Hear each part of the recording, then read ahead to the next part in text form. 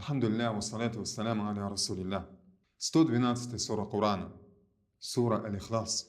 Искренность. Аллах Субхану ва Тааля говорит в ней: во имя Аллаха милостивого, милосердного. Скажи: Он Аллах единый, Аллах самодостаточный, Он не родил и не был рожден, и нет никого равного Ему. Однажды посланник Аллаха, саллаллаху алейхи вассалям, сказал своим сподвижникам: соберитесь, и я прочту вам треть Корана. И в мечети собрался, кто собрался. После этого пророк саллаллаху алейхи вассалям вышел и прочитал: скажи: Он Аллах един, то есть прочитал суру Аль-Ихлас. Через некоторое время он снова вышел с подвижниками и сказал: я сказал вам, что прочту треть Корана. Поясни, эта сура равняется третьей Корана. То есть чтение сура Корана, чтение суры Аль-Ихлас приравнивается к прочтению третьей Корана. То есть человек получает такую же награду, как будто бы он сам прочитал треть Корана. Это одно из мнений. Другое мнение, ученые сказали, что в Коране три большие науки, три большие темы. Первая тема – это тема единобожия. Вторая – это тема ахкамов, различных положений Корана, связанных с намазом, с постом, с хаджем, с джихадом. И третья тема – это тема рассказа, то есть косасуль анбия, рассказы про пророков, другие рассказы. И почему чтение суры Аль-Ихлас приравнивается к чтению третьей Корана? Потому что эта сура, она охватывает суть единобожия. Эта сура раскрывает нам основу единобожия. А единобожие, как мы сказали, одна из трех тем Корана. И поэтому ученые сказали, что чтение этой суры, оно приравнивается к чтению третьей Корана. Как будто бы человек, он прочитал тему, связанную с единобожием. То есть в ней заключена основа единобожия. Чтение этой суры уделите особое внимание, потому что у нее особое достоинство.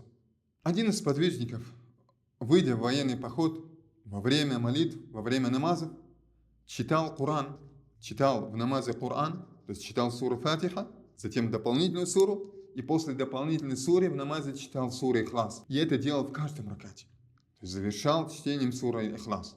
В каждом ракате, где читается Коран, где читается дополнительная сура, после дополнительной суры он читал суру Аль-Ихлас. Вернувшись, люди рассказали об этом посланнику Аллаха, саллаллаху алейхи вассалям, и он велел: спросите его, почему он поступает так. И этот человек сказал: в ней упоминается качество милостивого, поэтому я люблю читать ее. И посланник Аллаха, саллаллаху алейхи вассалям, тогда сказал: сообщите ему, что Аллах любит его. Сообщите ему, что Аллах любит его. Обратите внимание, какое достоинство этой суры. Пророк, саллаллаху алейхи вассалям, сказал: сообщите ему, что Аллах любит его. Также один из подвижников, он был имамом в мечети Куба, и читая намаз, он после суры Фатиха читал суру Ихлас в каждом ракате, а затем читал дополнительную суру. И сподвижники сообщили об этом пророку, саллаллаху алейхи вассалям, и пророк, саллаллаху алейхи вассалям, он сказал: твоя любовь к этой суре стала причиной попадания в рай. Также посланник Аллаха, саллаллаху алейхи вассалям, дал наставление своим сподвижникам читать эти суры утром и вечером. Скажи, то есть прочитай суру, скажи: Он Аллах единственный, и две защитные суры утром и вечером по 3 раза, и это убережет тебя от всего дурного. То есть чтение этих сур утром и вечером 3 раза защищает человека от зла, защищает человека от всего дурного. Почему же эта сура обладает таким достоинством? Эта сура рассказывает нам о самой главной теме. То есть из этой суры мы узнаем об Аллахе Субхану ва Тааля. И чем лучше знаем мы Аллаха Субхану ва Тааля, тем лучше мы поклоняемся Ему.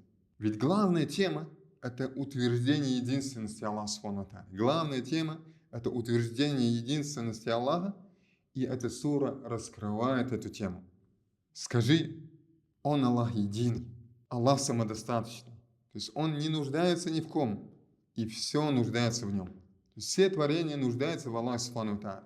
Только Он достоин поклонения, Он совершенен и свободен от любых недостатков. Он превыше того, чтобы иметь детей, супругу или пару.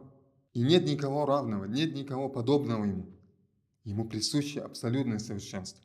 И поэтому, читая эту суру, мы должны уделить ей особое внимание, так как она обладает особым достоинством. Саллаллаху аля набийина Мухаммад ва аля алихи ва сахбихи аджмаин.